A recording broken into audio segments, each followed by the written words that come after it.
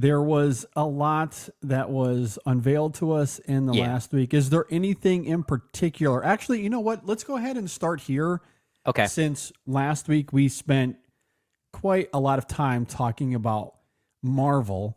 We could start there. There's no way we could talk about everything that CinemaCon had to offer in the span of like 30 minutes to an hour. We just can't do it.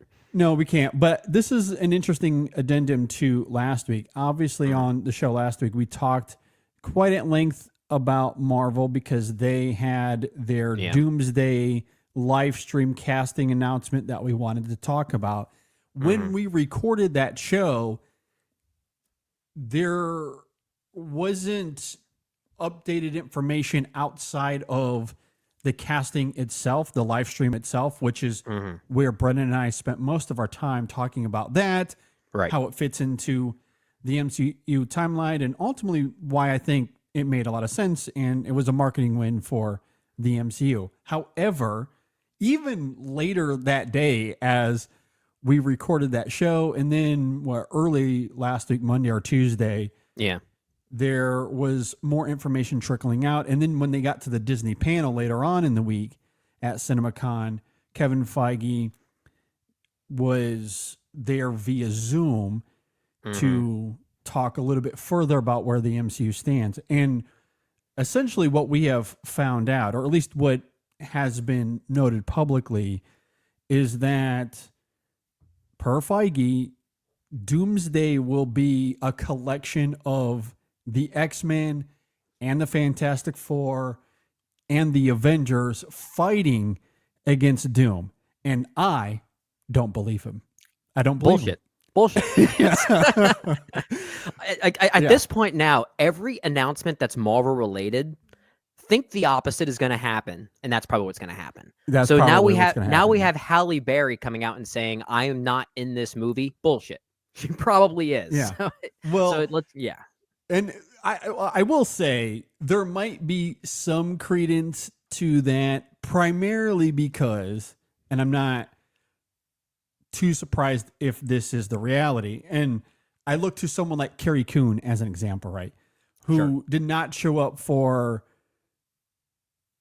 Endgame. I'm trying to recall which one it was. I think she didn't show up for Endgame after being in Infinity War because they didn't want to pay her for Endgame. And so she's like, screw you guys, I'm out of here.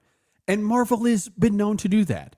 I don't know if it's true or not true as far as them saying you should just feel privileged to be in this film. If that's the case, would I be surprised? Absolutely not. I wouldn't be either. Yeah. Do not doubt the Queen, Carrie Coon. I do not doubt her. She is so one great. iota. You have not been watching The White Lotus, right? She is so good in season 3.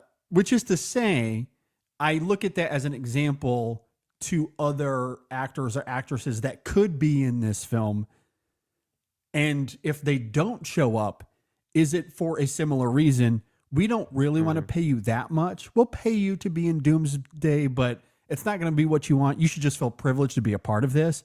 If that is Marvel's approach, and therefore we don't get a Storm or a Jean Grey or some other characters that make sense to be here, I could see why that would leave off some of the cast, if that makes sense. That's kind of sad. Yeah, because then it limits the potential creative decision that could make it better. Yes, I agree. Yeah, I agree. But it very much could come down to that. I wouldn't be surprised if that is true. But to your point, maybe Halle Berry is just misdirecting people because it's supposed to be a massive surprise in the film. It's kind of like Andrew Garfield when he kept saying, I never got a call. Those were his exact flat words. Out lied. Really, the only time an announcement or something came out like this that wasn't a lie was when Mark Ruffalo accidentally revealed the ending of Infinity War during an interview. Which is one of the best press junket things to ever happen. Don Cheadle's reaction during that, and then his subsequent interview with Jimmy Kimmel about that, and just revealing, of course I didn't know he was going to do that. It's quite amazing. Quite amazing. I'm so glad that happened. Oh my gosh. Amazing. Love Mark Ruffalo. He's the best. So yeah, it just wouldn't surprise me if she is in the movie, and maybe it's a pivotal part of the movie, which is why they held off on naming her. and they've directed her to just, you know what, if you have to lie your way out of it, just flat out lie. It just wouldn't surprise me if she takes that approach to it. However, the way that I read it, like the tone of it, and it's hard to gather tone when it's written on the page, but it just had a Carrie Coon-esque vibe to me when I read it, which is why I wasn't sure. There definitely did seem to be some monetary drama that we could infer out of it. Yeah. But even so, like there could be a creative misdirect here, as this is something Marvel is known for doing. I will say, with regard to Kevin Feige's quote unquote reveal that this will be a movie of these teams coming together to fight Doctor Doom, that might be true for the first 5 to 10 minutes of the movie. I wouldn't be surprised if that's maybe the setup of or just the last 5 minutes of the movie. Maybe because I keep thinking of something like M. Night Shyamalan's Glass, which set itself up as this giant fight that would occur between David Dunn and the Horde, which only ended up being the first 5 to 10 minutes of the movie, and then it veered into a completely different path. I wouldn't be surprised. I wouldn't be surprised if Doomsday is following a similar trajectory.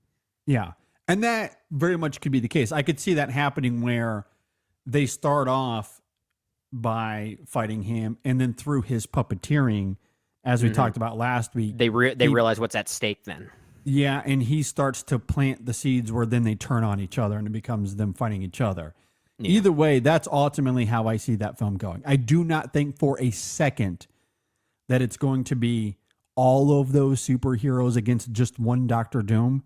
And no. I don't think it's going to be that simple. Yeah. Sounds super boring. Yeah. I just don't think that's how it's going to be at all. Yeah. Especially knowing all of the context of Secret Wars that we talked about last week. Which I don't want to regurgitate here. You can go and listen. We go pretty in depth and get quite nerdy about Secret Wars last week on the show, if you want to hear us talk further about that. But we don't do that very often. It was kind of fun to do that for a change. It was fun. No, it was a lot of fun. So I do think that Feige's words are meant to misdirect. I don't think for a second that's what's going to happen. Yeah, I'm with you. So with you on that. Just wanted to touch on that because I thought it was an interesting little caveat that he gave to us over the last week. As far as Fantastic Four, that, you know, there wasn't anything particularly revealing other than we find out that Sue is pregnant. That is confirmed. There were a lot of people talking about how she looks really pregnant in the trailer. Maybe they're trying to hide it. I don't know. Yeah. No, she really is pregnant. People were right about that. Yeah, they were right about Good that. Call. Yeah, which is an interesting choice. But yeah, we didn't really get much that's new around Fantastic Four. We got a new poster, but there was some new footage that only those at CinemaCon were able to see. So in some of these cases, when we talk about this CinemaCon wrap up and things that maybe excited us or even didn't excite us, some of this is built on the fact that we're outsiders looking in, that we haven't actually seen all of these things. But with regard to Fantastic Four, there's not much new that you and I specifically can report on other than what we hear is going on with the movie. And this is apparently a new update with Sue Storm being pregnant. Pretty interesting choice. But I did hear that given the footage that they saw, people were pretty excited to see this specific iteration of Silver Surfer, played by Julie Garner. So I heard some pretty positive buzz around that, which we didn't get a chance to see yet.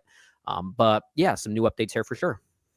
Yeah. And the Sue being pregnant thing, we didn't really talk about this last week because I didn't really have any sort of inclination that the MCU version of Secret Wars would include this. And I'm still not sure. It depends on how they play with the timeline, if this is actually going to be a thing or not. But in the comics, if I'm not mistaken, again, it's been a while since I've read the Secret Wars comics. But Sue Storm's child, I'm fairly certain has a big part of Secret Wars. So if the timeline, because this is set in the 1960s, so the timeline actually, now that I'm saying it out loud, might actually work out quite well, where if it's the 1960s in their universe, it's about to be destroyed. Their universe will be destroyed, but they somehow make it to another universe. She has the baby. The baby then grows to become who he is. and then we'll have a play in Secret Wars as we see in the comics. I could very much see that happening. Yeah, so because that's makes a lot of sense, actually. Franklin Richards, right? Who apparently is, and I'm looking it up here, trying to recall my own history with this, this comic narrative, which I don't have quite the connection that you do. But apparently Franklin Richards is some type of reality warper of sorts. Yeah. Which I could see playing a part in the overarching multiversal saga that then leads into Secret Wars. I can see that certainly playing a part. Yeah, absolutely. So, and I don't think that character has been cast. Maybe that's one of the hidden gems of these movies. Yeah. Or maybe that's revealed in a post-credit stinger at the end of Fantastic Four. I don't know. Or if we get another one of those chair reveals for Doomsday, which I'm sure they're probably going to do again. I still think they're going to do that. Yeah, I still think they're going to do that. What they're going to have to do then is, because we got a list of names where we can pretty much infer who all of them are playing, because they've all played previous Marvel characters before, whether it be in the Fox universe or the MCU. For this next one, we'll probably start to get names of people we obviously know, but haven't been in any iteration of this before, which then leads us to speculate who the hell are they playing. Yeah. And that'll certainly help with the marketing of this. So we're probably going to get some things like that, and maybe this is one of the characters that could be in contention for that. Yeah, absolutely. Yeah, I do think. I think Franklin Richards or a Storm, Jean Grey, whether it's revealed to us via a live stream, some of it might just be saved for the movie. And Franklin Richards could be that, because I'm fairly certain he has a significant role as far as Secret Wars is concerned. So I would not be surprised if he's one of those things that they just save for the movie and is a huge part of Doomsday. Yeah. So yeah, her being pregnant, I thought was an interesting little reveal to us. Even though we all joked about it, it might end up being a pretty pivotal part of that movie, or at least leading into Doomsday, which I do think is quite fascinating. So I am looking forward to seeing Fantastic Four and how this pivot. I mean, we've talked about how there are so much stakes to the MCU with this movie. So I hope it's good. I hope it's really good as well. We shall see. So that is Marvel. I don't think there was anything else Marvel related. Well, Spider-Man Brand New Day. Did we talk about that at all last week? You know what? You are right. I think I'm somewhat confusing our own timeline here, because you and I talked about it offline, but I do think it came out after we did the show last week. I don't think we talked about it. Was in very close succession of when we did that show, or at least when we recorded that show, and then this news dropping. Yeah, we talked about Spider-Man 4 and how it could play into Doomsday and Secret Wars. We didn't know the title though. Yeah. That was revealed after we did the show last week. But we were like, is it going to be cosmic again? Spider-Man is a huge part of Secret Wars. Yeah. Surely he's going to have something to do with Doomsday and in the Secret Wars, but they've also teased that it's supposed to be this new iteration of Spider-Man, that he's going to be the street level superhero that we know and love. How are they going to bridge that gap? Because the movie comes out in between Doomsday and Secret Wars. That was a lot of the discussion last week. Yeah. And then we find out that the title is Brand New Day, which, if you've read that comic, makes a lot of sense. A lot of sense that they would title it Brand New Day, because that comic is a sequel to a run where Spider-Man, it's somewhat similar, except he makes a deal with Mephisto to save Aunt May, but the aftermath of his deal with Mephisto is that nobody knows who Peter Parker is, or they don't know who Spider-Man is anymore. So and it's a very similar thing. And I think some of that came off the heels of his identity reveal in Civil War, the comic run of Civil War specifically. Yes, exactly. So this does make sense for that portion of the story, at least, to follow the events of No Way Home, which to me kind of suggests that for much of Brand New Day, this movie, we might actually be getting a bit of a street level movie for much of it, which I wanted. I've always wanted that. And even though it's bridging the gap between Doomsday and Secret Wars, I kind of like that it's probably going to be something that is smaller in scale when compared to the bigness of those movies, that they don't necessarily have to interlock in grandness, if you will. Yeah. So I like that change of pace if that is ultimately what they're going for. I agree. I think what we talked about last week, given that they're going to somewhat follow the Brand New Day storyline, I would infer that for the majority of that movie, it'll play out as its own film separate from the Avengers. Yeah. And then at the end of the film, there's going to be some sort of signifier that something larger is at play, and he's going to end up becoming involved with Secret Wars and Doomsday, with whatever is revealed to him at the end of that film. So it'll probably try to have its cake and eat it too. We'll see if the film is able to do that. But I do think based off of that reveal, Brand New Day, that's probably what they're going to do. So I do think what we theorized last week is probably going to come to fruition in some way, shape, or form. Weirdly, the thing that excites me the most about this movie, which really means nothing to the movie itself, the title's fine. It makes sense for not just the comic connectivity, but also having a title like that following, this home titling sequence that they had for this previous trilogy of films.